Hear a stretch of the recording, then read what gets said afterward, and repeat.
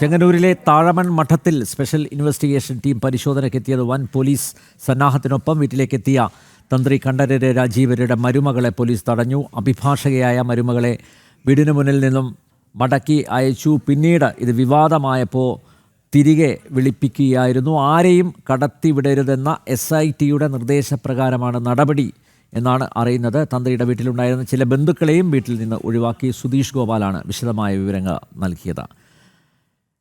ശബരിമല സ്വർണ്ണക്കവർച്ച കേസിൽ അറസ്റ്റിലായ തന്ത്രി കണ്ഠരര് രാജീവർക്ക് ദേഹാസ്വാസ്ഥ്യം. ജയിലിൽ വെച്ചാണ് ദേഹാസ്വാസ്ഥ്യം അനുഭവപ്പെട്ടത്.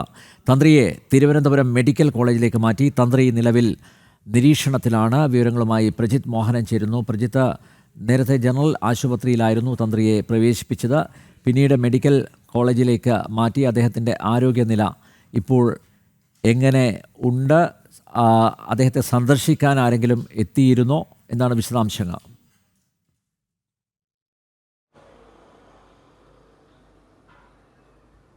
അനിൽ, ഇന്ന് രാവിലെ ഭക്ഷണം കൊടുക്കാനെത്തിയപ്പോഴാണ് അദ്ദേഹത്തിന് ഡോക്ടറെ കാണണമെന്ന് പറയുന്നത്. പിന്നാലെ അദ്ദേഹത്തെ ആംബുലൻസിൽ ഈ പറയുന്ന രീതിയിൽ ജനറൽ ആശുപത്രിയിൽ എത്തിക്കുകയായിരുന്നു. അവിടെ വെച്ച് തലകറക്കം അനുഭവപ്പെടുന്നുണ്ടെന്ന് അദ്ദേഹം പറഞ്ഞു. പിന്നീട് പരിശോധനയിൽ ഉയർന്ന രക്തസമ്മർദ്ദമുണ്ടെന്ന് കണ്ടെത്തുന്നു, കാലിൽ നീരുണ്ടെന്ന് കണ്ടെത്തുന്നു. അതോടൊപ്പം തന്നെ ECG അടക്കമുള്ള പരിശോധനകളിലേക്ക് പോകണമെന്നുള്ള ഇതും ഉണ്ടായിരുന്നു. പ്രത്യേകിച്ച് അദ്ദേഹത്തിന് ഈ നേരത്തെ തന്നെ ഇത്തരം പ്രശ്നങ്ങളുള്ള ഒരാളായിരുന്നതിനാൽ അതിനെ തുടർന്നാണ് കൂടുതൽ പരിശോധനകൾക്ക് വേണ്ടി തിരുവനന്തപുരം മെഡിക്കൽ കോളേജിലേക്ക് മാറ്റിയിരിക്കുന്നത്. ഇപ്പോൾ അദ്ദേഹം തിരുവനന്തപുരം മെഡിക്കൽ കോളേജിൽ പരിശോധനയിലും നിരീക്ഷണത്തിലും തുടരുകയാണ് എന്നുള്ളതാണ്. എന്തായാലും അദ്ദേഹത്തെ കാണാൻ ആരെയും അനുവദിക്കുമെന്ന് കരുതാൻ കഴിയില്ല. അദ്ദേഹം ഇപ്പോഴും കസ്റ്റഡിയിൽ തുടരുന്ന അല്ലെങ്കിൽ റിമാൻഡിൽ കഴിയുന്ന ഒരാളാണ്. അപ്പോൾ സ്വാഭാവികമായും അതനുസരിച്ചുള്ള നടപടിക്രമങ്ങളുടെ ഭാഗമായി മാത്രമേ പോലീസിന് മുന്നോട്ട് പോകാൻ കഴിയുകയുള്ളൂ. എന്തായാലും കൂടുതൽ നിരീക്ഷണങ്ങൾക്ക് ശേഷം മാത്രമായിരിക്കും അദ്ദേഹത്തിൻ്റെ ആരോഗ്യനില സംബന്ധിച്ച കാര്യങ്ങളിൽ വ്യക്തതയുണ്ടാകുക. ആശുപത്രിയിൽ തന്നെ തുടരണമോ അതോ തിരിച്ച് ജയിലിലേക്ക് തന്നെ മടക്കണമോ എന്നടക്കമുള്ള കാര്യങ്ങളിൽ ഒരു തീരുമാനമുണ്ടാക്കുക. നേരത്തെ തന്നെ ഈ അദ്ദേഹത്തിൻ്റെ ആരോഗ്യ പ്രശ്നങ്ങൾ കോടതിയിൽ ചൂണ്ടിക്കാട്ടിയതാണ്. അന്ന് കൃത്യമായ ആരോഗ്യ പരിശോധനയ്ക്ക് ഉണ്ടാകണമെന്നും അദ്ദേഹത്തിന് ഇത്തരത്തിലുള്ള ചികിത്സാ സംവിധാനമൊക്കെ ഉറപ്പുവരുത്തണമെന്നുമുള്ള നിർദ്ദേശം കോടതി നൽകിയിരുന്നു. അതിൻ്റെ അടിസ്ഥാനത്തിൽ കൂടിയാണ് അദ്ദേഹത്തിന് ഇത്തരം ഒരു ആരോഗ്യ പ്രശ്നം ഉണ്ടായി എന്ന് വന്നപ്പോൾ തന്നെ അദ്ദേഹത്തെ പെട്ടെന്ന് ആശുപത്രിയിലേക്ക് എത്തിക്കുന്നതും പിന്നീട് ജനറൽ ആശുപത്രിയിൽ നിന്ന് മെഡിക്കൽ കോളേജിലേക്ക് മാറ്റുന്നതും. അനിൽ, പ്രജിത്ത്, സ്പെഷ്യൽ ഇൻവെസ്റ്റിഗേഷൻ ടീമിന് നേതൃത്വം നൽകുന്ന SP ശശിധരനോട് ഇന്നലെ ഇഞ്ചക്കൽ ഓഫീസിൽ നിന്ന് അറസ്റ്റിന് ശേഷം ഇഞ്ചക്കൽ ഓഫീസിൽ നിന്ന് ഇറങ്ങുമ്പോൾ തന്ത്രി പൊട്ടിക്കരഞ്ഞുകൊണ്ട് ഒരു കാര്യം പറഞ്ഞു. തന്ത്രിയുടെ അടുത്ത ബന്ധു തന്നെയാണ് ഈ വിവരം ഞങ്ങളുമായി പങ്കുവച്ചത്. അതായത് താങ്കളും താങ്കളുടെ കുടുംബവും അനുഭവിക്കും, കാരണം തീർത്തും നിരപരാധിയാണ് ഞാൻ, എന്നെ കള്ളക്കേസിൽ കുടുക്കിയതിന് താങ്കളും താങ്കളുടെ കുടുംബവും അനുഭവിക്കുമെന്ന് പറഞ്ഞുകൊണ്ടാണ്, അതായത് തികച്ചും വിഷമത്തോടുകൂടി കണ്ടമിടറിക്കൊണ്ടാണ് അദ്ദേഹം അങ്ങനെ പറഞ്ഞത്. മാത്രമല്ല, ഈ കോടതിയിൽ കൊണ്ടുവന്ന സമയത്ത് വിജിലൻസ് കോടതി ജഡ്ജിയുടെ വസതിയിൽ കൊണ്ടുവന്ന സമയത്തും അദ്ദേഹം പറഞ്ഞത് ഞാനൊരു തെറ്റും ചെയ്തിട്ടില്ല. സ്പെഷ്യൽ ഇൻവെസ്റ്റിഗേഷൻ ടീമിന് താൻ ഈ ഇടപാടിൽ നിന്നും ക്യാഷായോ കൈൻഡായോ എന്തെങ്കിലും സമ്പാദിച്ചു എന്ന് കണ്ടെത്താൻ കഴിഞ്ഞിട്ടില്ല. ജഡ്ജിയോട് സ്പെഷ്യൽ ഇൻവെസ്റ്റിഗേഷൻ ടീം പറഞ്ഞതും അതുതന്നെയാണ്. അതായത് ഇനി അന്വേഷിച്ച് കണ്ടെത്തണം എന്നുള്ളതാണ്. നിലവിലുള്ള ഈ കുറ്റാരോപണങ്ങൾ വെച്ച് തന്ത്രിയെ ഒരു കാരണവശാലും അറസ്റ്റ് ചെയ്യാൻ സാധിക്കില്ല. അതുകൊണ്ട് തന്നെ ഇപ്പോഴും ഈ അറസ്റ്റിന് പിന്നിൽ എന്തൊക്കെയോ ഇടപെടലുകൾ നടന്നിട്ടുണ്ട് എന്ന് തന്നെയല്ലേ കാണേണ്ടത്?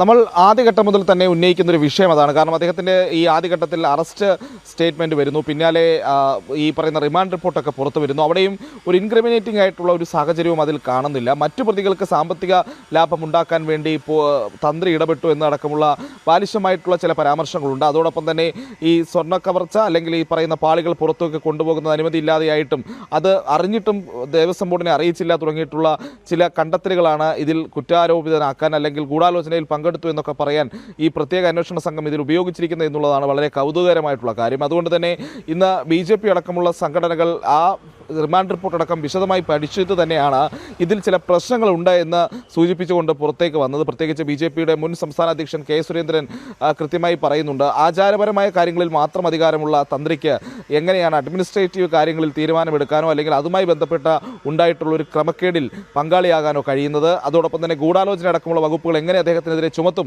അതുകൊണ്ട് തന്നെ ഈ അന്വേഷണവുമായി ബന്ധപ്പെട്ട ചില ദുരൂഹമായിട്ടുള്ള നീക്കങ്ങൾ SIT നടത്തിയിട്ടുണ്ട് എന്നുള്ളതായിരുന്നു BJP ആരോപിച്ചത്. BJP പറയുന്നതിൽ ചില വസ്തുതകളുമുണ്ട് എന്നുള്ളത് നമ്മൾ കാണേണ്ടിയിരിക്കുന്നു. കാരണം കെ സുരേന്ദ്രൻ പറഞ്ഞ മറ്റൊരു സ്റ്റേറ്റ്മെന്റ് വളരെ നിർണായകമാണ്.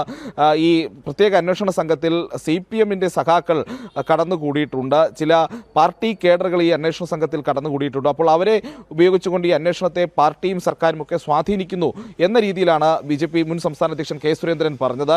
അപ്പോൾ CPM-ന് വേണ്ടി ഈ അന്വേഷണത്തിൽ ചില ഇടപെടലുകൾ നടന്നിട്ടുണ്ട് എന്നുള്ള ആരോപണങ്ങൾക്ക് കൂടുതൽ ശക്തി പകരുന്ന ഒരു സാഹചര്യമായിരുന്നു അത്.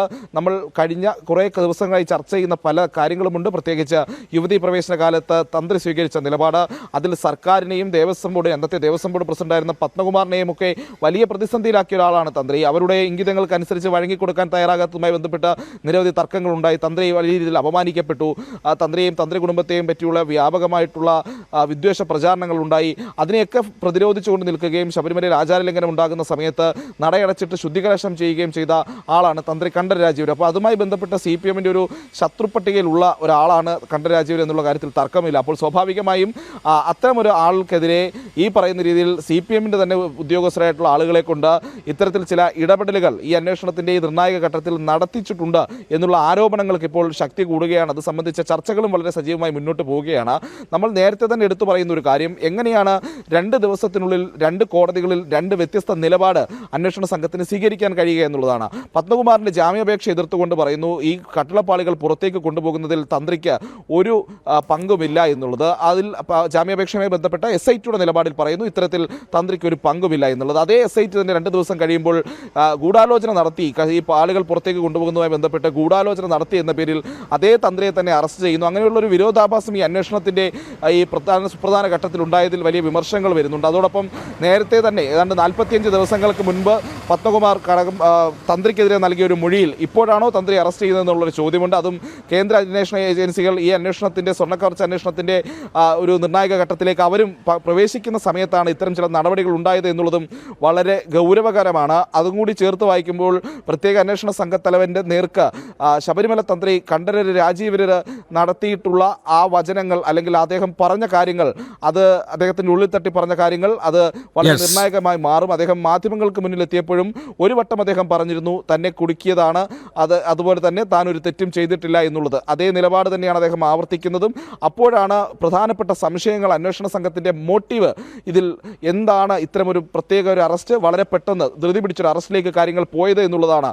പ്രത്യേകിച്ച് കടകംപള്ളി സുരേന്ദ്രനെതിരെയും PS പ്രശാന്തിനെതിരെയും ഒക്കെ പ്രത്യേകമായ തെളിവുകൾ ഉണ്ടായിട്ടും നിരവധി മൊഴികൾ ഉണ്ടായിട്ടും പ്രശാന്തിനെതിരെ കോടതിയുടെ പരാമർശം ഉണ്ടായിട്ടും പോലും അറസ്റ്റ് നടക്കാത്ത സാഹചര്യമാണ്. അപ്പോഴാണ് ആചാരപരമായ അധികാരം മാത്രമുള്ള തന്ത്രിയെ അഡ്മിനിസ്ട്രേറ്റീവ് ദുരുപയോഗം നടത്തിയ ഒരു കേസിൽ, അഡ്മിനിസ്ട്രേറ്റീവ് വിഭാഗത്തിൽപ്പെടുന്ന ഉദ്യോഗസ്ഥരും പ്രസിഡന്റും ബോർഡ് പ്രസിഡന്റും എല്ലാം ദുരുപയോഗം നടത്തിയ ഒരു കേസിൽ അറസ്റ്റ് ചെയ്തിരിക്കുന്നത് എന്നതാണ് വിരോധാഭാസം. അനിൽ, എന്തായാലും തന്ത്രിയുടെ അറസ്റ്റിന് പിന്നിൽ സമ്മർദ്ദമുണ്ട് എന്ന കാര്യത്തിൽ സംശയമില്ല. ശബരിമല സ്വർണ്ണക്കവർച്ചാ കേസിൽ അറസ്റ്റിലായ തന്ത്രി കണ്ഠരര് രാജീവർക്ക് ദേഹാസ്വാസ്ഥ്യം, ജയിലിൽ വെച്ചാണ് ദേഹാസ്വാസ്ഥ്യം അനുഭവപ്പെട്ടത്. തന്ത്രിയെ തിരുവനന്തപുരം മെഡിക്കൽ കോളേജ് ആശുപത്രിയിലേക്ക് മാറ്റിയിരിക്കുന്നു. പ്രജിത് മോഹനാണ് തിരുവനന്തപുരത്ത് നിന്ന് വിശദമായ വിവരങ്ങൾ നൽകിയത്.